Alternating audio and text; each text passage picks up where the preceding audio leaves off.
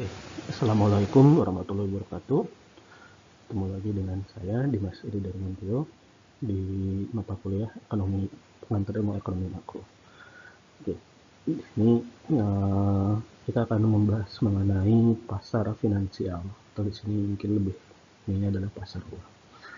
Nah, mungkin kita bertanya-tanya, gitu kan?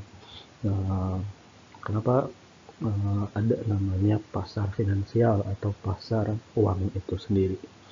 Nah, di sini kita selama ini kalau bisa transaksi itu pasti dengan uang, gitu kan? Dan uang untuk bentuk bertransaksi. Nah, kita tidak pernah tahu uang itu munculnya dari mana, asalnya dari mana, siapa yang belum mencetaknya, dan bagaimana itu disebarkan. Ya, kita tahu kita hanya menggunakan itu untuk transaksi saja. Nah, tapi bagaimana prosesnya sehingga tercetak uang tersebut? Ya, ini yang akan kita bahas. Oke. Nah, sebelum itu kita perlu ketahui dulu beberapa informasi, ya. Yang pertama adalah terkait uang, ya. Bahwa uang itu adalah jadi sifatnya adalah stok, dia bukan aset finansial, salah satu dari bagian aset finansial. Yang di sini adalah finansial yang dapat digunakan untuk transaksi. Nah, lalu kita harus membedakan juga, ya, di antara pendapatan dan kekayaan. Nah, ketika kita bicara pendapatan, itu berarti adalah yang kita hasilkan dari pekerjaan ataupun kegiatan lain yang juga menghasilkan uang. Ya, misalnya di sini dividen atau kita punya usaha dan sebagainya. Ya, itu berarti pendapatan. Dan di situ ada periode waktu tertentunya. Nah, jadi makanya ketika kita menyebutkan pendapatan pasti ada time limit-nya. Nah, lalu yang berikutnya adalah kekayaan. Nah, kalau kita bicara kekayaan, ini berarti sifatnya adalah stok. Nah, ketika kita bicara kekayaan, kita bicara aset finansial. Tapi kekayaan itu bukan aset finansial tok, tapi dia adalah aset finansial yang sudah dikurangi seluruh liabilitas atau utang pada satu titik waktu. Nah, itu yang disebut dengan kekayaan.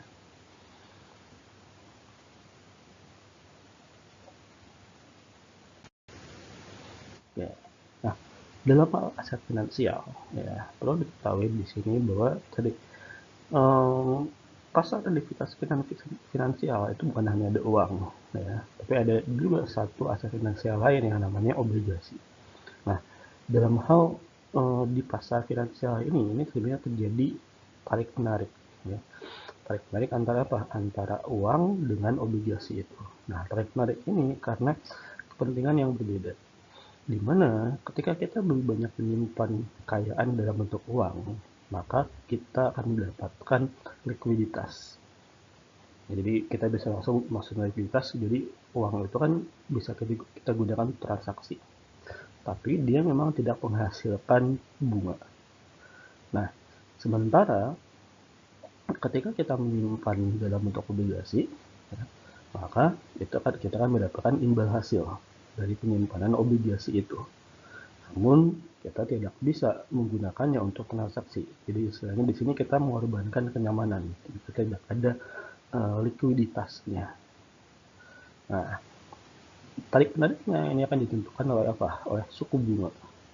Jika suku bunga naik, maka lebih banyak ke arah obligasi. Sementara ketika suku bunga turun, ini akan lebih banyak ke arah uang. Nah, nah lalu bagaimana bank itu mengatur suku bunganya atau mengendalikan suku bunga, ya, terutama di sini berarti bank sentral. Nah, bank sentral, ya, ini untuk mengendalikan suku bunga itu melakukan kebijakan, ya. Kebijakannya adalah kebijakan ekspansif dan kebijakan konstruktif. Ketika kita bicara kebijakan ekspansif, ini berarti bank sentral itu membeli surat obligasi pemerintah dari masyarakat, dari perusahaan-perusahaan. Nah, ketika itu terjadi, ya berarti disuntikan uang baru, mintaan obligasi naik, harga naik, nah ini suku bunga akan. Nah, sementara untuk konstruktif, nah ini berarti bank sentral ini berarti seakan-akan menarik uang yang ada di masyarakat. Nah, ini berarti bank sentral itu menjual suatu obligasi kan. Nah, sehingga efeknya ketika ditarik, ya, uang yang ada di masyarakat, ini pasokan obligasi naik, harga turun, ya, harga obligasi turun, suku bunga ini mengalami kenaikan. Tuh, caranya bank sentral untuk mengendalikan suku bunga. Tapi apakah ini menjadi satu-satunya cara? Enggak, karena memang bank sentral mempunyai hak prerogatif untuk menentukan suku bunganya itu hendak berapa. Nah, lalu bagaimana dengan pengedaran uang sebenarnya? Oke, nah ini yang perlu kita ketahui. Dalam hal peredaran uang, ternyata peredaran uang di masyarakat itu sumber utamanya atau sumber paling besar dominannya ternyata bukan pada bank sentral, tapi pada bank komersil. Nah, di sini prosesnya seperti apa? Prosesnya ternyata di sini bukan melalui bukan dengan bank sentral langsung mencetak uang, enggak, tapi prosesnya, ya, prosesnya penyebaran uangnya adalah ternyata dimulai dari ketika kita sebagai masyarakat, ya, atau mungkin perusahaan-perusahaan atau pengusaha itu mengajukan pinjaman. Nah, ketika pengajuan pinjaman ya, terjadi ke bank, ya, di sini bank komersil, bukan bank sentral, bank komersil itu justru yang menciptakan uang. Tapi uang yang mana? Nah, kita perlu tahu dulu. Uang itu kan ada dua kategori. Ada uang giral, ada uang kartal. Kalau kita bicara uang kartal itu berarti yang uang logam, uang kertas. Nah, uang giral. Nah, di bagian uang giral inilah yang itu lebih banyak tersebar di perekonomian, bukan uang kartal justru. Jika kita mengajukan pinjaman, nah di situ langsung secara instan tercipta uang baru dari ketiadaan. Nah, lalu bagaimana dengan uang kartalnya? Apakah enggak langsung diciptakan? Diciptakan, tapi secara melalui prosesnya adalah bank di sini, ya, bank sentral itu hanya menetapkan suku bunganya. Nah, dan di sini bank, ya, itu melakukan pengajuan untuk cadangan, untuk reserve-nya, ya, reserve-nya dari saldo yang kita pinjam ke bank. Itu kan pas ketika kita pinjam ke bank, uang yang kita pinjam ke bank itu kalau sekarang modelnya kita itu tidak langsung kita terima dalam bentuk cash, pasti masuk dulu ke tabungan kan. Nah, karena masuk dulu ke tabungan, ya udah dibuat langsung itu adalah uang giralnya, bukan uang kartal. Makanya kalau misalnya kita lihat juga, ya, kalau misalnya kita di bank, kita punya uang di bank di rekening, terus kita pengen narik dengan jumlah sekian puluh atau sekian ratus, kan makanya kan ada beberapa, makanya bank itu langsung membuat aturan, kalau pengajuan sekian puluh juta, ini bapak harus bikin surat dulu ya. Nah, kenapa? Karena reserve-nya tadi harus mengajukan reserve-nya tadi, banknya itu mengajukan reserve dulu ke bank sentralnya, sehingga nanti pas ketika pencairan, ada ini uangnya. Nah, jadi di sini bank sentral dan bank sentral sendiri ini memang tidak membatasi besarnya reserve untuk bank sentral, untuk bank komersil, enggak. Yang dibatasi oleh bank sentral itu adalah dengan menetapkan suku bunganya. Nah, dan suku bunga itu bank itu akan menentukan jadi berarti untuk tetap profitable, saya punya dana cadangan berapa, lalu saya akan menetapkan bunganya berapa untuk pinjaman ke masyarakat. Karena bagaimanapun bank komersial itu adalah perusahaan. Nah, kita ingat bahwa perusahaan itu tujuannya adalah untuk maksimumkan keuntungan. Nah, Makanya di sini ada istilahnya adalah fountain pen money. Jadi bank itu sebenarnya adalah menciptakan uang dari ketiadaan. Jadi ketika kita mengajukan pinjaman, langsung di situ secara bersamaan tercipta aset bagi bank, yaitu pinjaman, dan tercipta juga liabilitas, yaitu apa? Tabungannya kita, depositonya kita itu bertambah dengan pinjaman tersebut. Kita langsung dua. Nah, dan ini ternyata 97% uang yang beredar di perekonomian sekarang itu diciptakan dengan cara ini oleh bank komersial. Ya kan 97%, sekitar 97%.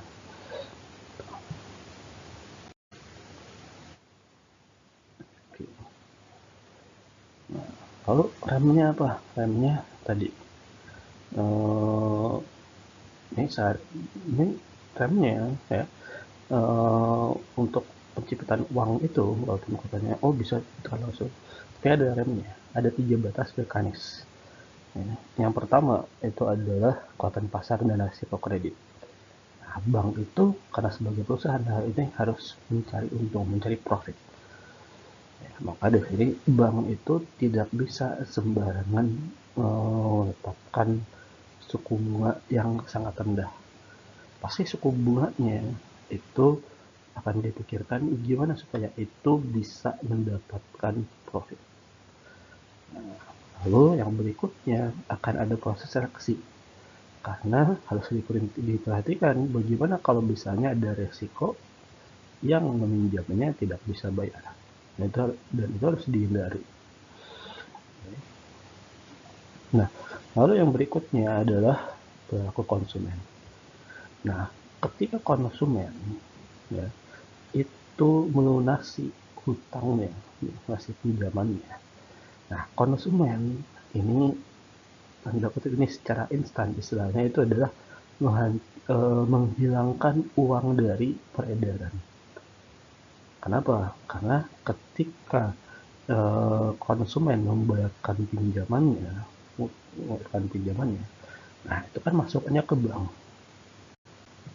Nah, ketika masuk ke bank, ya, di situ posisinya, ya, itu bukan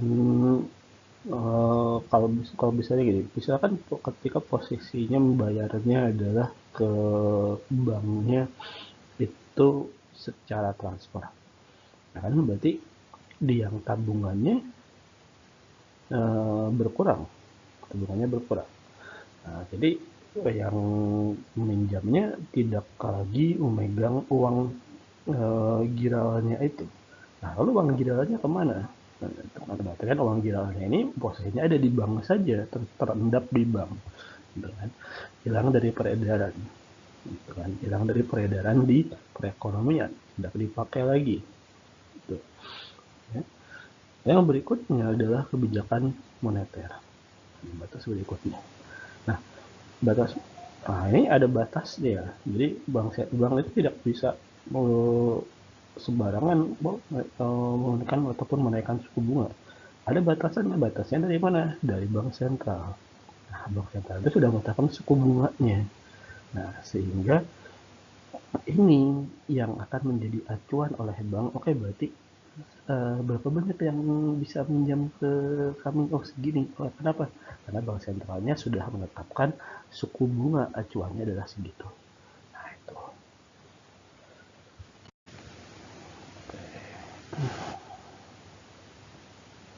Nah, dan yang harus diperhatikan lagi ya dalam hal peredaran uang ini tadi ya terkait reserve.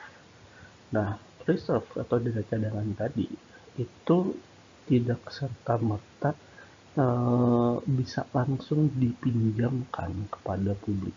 Makanya pas ketika kita melakukan menunjukkan pinjaman, salah satu persyaratannya adalah kita harus punya rekening dulu.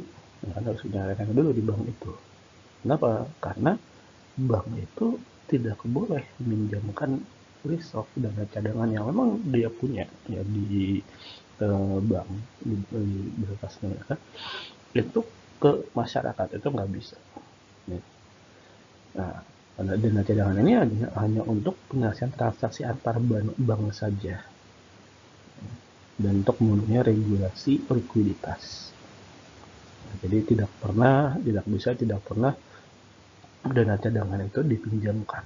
Makanya ketika kita meminjam uang ke bank itu, yang kita dapatkan itu bukan dana cadangan, tapi memang uang yang diciptakan langsung oleh bank komersial itu. Dan uangnya adalah uang giral tadi. Ya, itu berupa apa? Ya saldo udah langsung di rekening kita muncul seperti itu.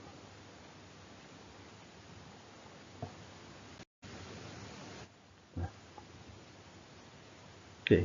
Nah, dalam kondisi normal, eh, ketika bunga turun, ini memang akan menciptakan kredit. Ya, jadi saya katakan, oh uangnya ini berarti kita akan bertambah terus. Nah, tapi bagaimana ketika dalam prosesnya ternyata suku bunga itu mencapai nol? Ya. Nah, di sini muncullah yang namanya jebakan likuiditas. Oke. Nah, ketika terjadi jebakan likuiditas ini, ya, maka seluruh kebijakan moneter ini seakan-akan menabrak tembok. Ya, mau pakai mau ada uang tunai, mau ada obligasi, itu identik. Dua-duanya tidak bisa menghasilkan bunga. Ya. Kalau uang memang udah dari awal, tapi obligasi yang biasanya tadi menghasilkan bunga, sekarang tidak menghasilkan bunga. Ya. Nah, lalu apalagi efeknya? Nah, di sini efeknya dengan adanya liquidity trap ini atau bukan likuiditas ini, ya, apa masyarakat dan bank ini ya udah merasa sama aja, gue memegang uang, memegang obligasi sama aja. Akhirnya apa? Uang itu ditimbun, ya. Jadi tidak terjadi perputaran, tidak dipaksa ada perputaran. Nah, jadi mandek gitu, jadi nggak berputar, ditimbun saja, nggak dipakai sama sekali. Kenapa? Karena yang megang uang aja, oh ngapain saya ini, oh, kalaupun misalnya saya tabung juga, saya nggak dapat apa-apa gitu kan, nggak ada time value of money-nya. Ketika mau buat ke obligasi, ini tidak lagi menghasilkan suku bunga, jadi udah disimpan, benar-benar disimpan, tidak dipakai sama sekali untuk transaksi.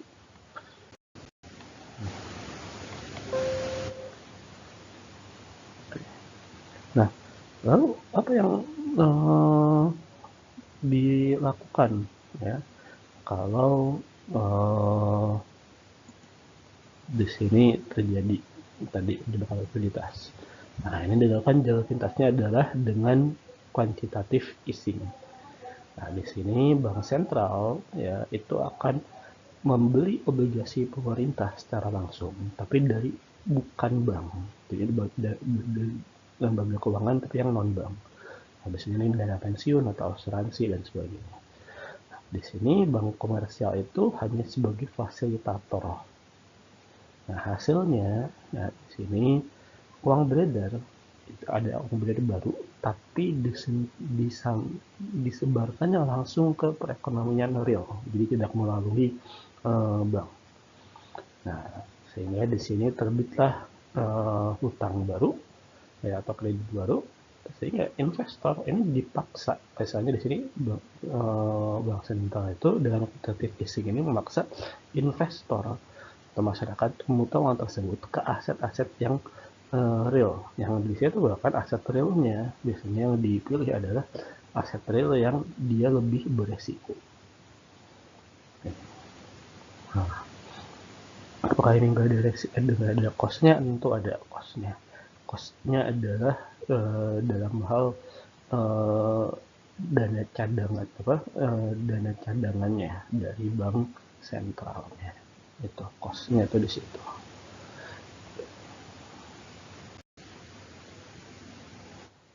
Ini tantangan terbesarnya ya quantitative easing.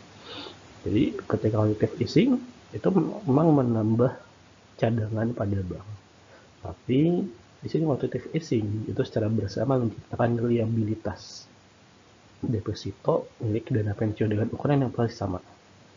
Ya, jadi cadangannya nambah, tapi liabilitasnya bertambah. Nah, jadi enggak itu tidak menjadi uang gratis untuk si banknya, enggak. Nah, lalu yang berikutnya adalah selain juga cadangan bank ini kan tidak bisa dipinjamkan ke publik. Nah, maka quantitative easing itu tidak tidak disampaikan bukan jadi cuma fasilitator aja banknya. Jadi si banknya ini sebenarnya tidak mempunyai tidak punya hak untuk nahan uang yang disampaikan melalui quantitative easing itu, enggak. Kenapa? Karena quantitative easing ini memang rancangannya adalah untuk memotong jalur kredit bank sepenuhnya. Ya, jadi langsung dari bank sentral itu seakan-akan langsung ke sektor swasta tanpa melalui bank. Bank itu kayak cuman ya udah perantaranya aja, gitu kan. Sebagai perantara saja bank komersilnya.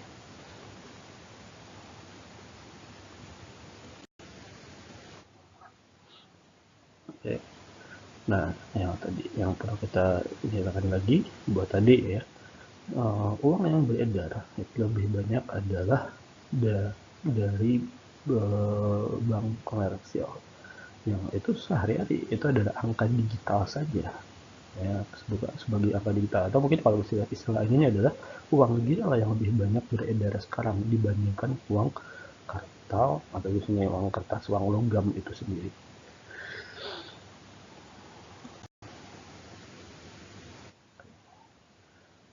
Ini secara keseluruhannya ya, cetak blueprint finansial ya, yang untuk pasar uang modern itu seperti ini.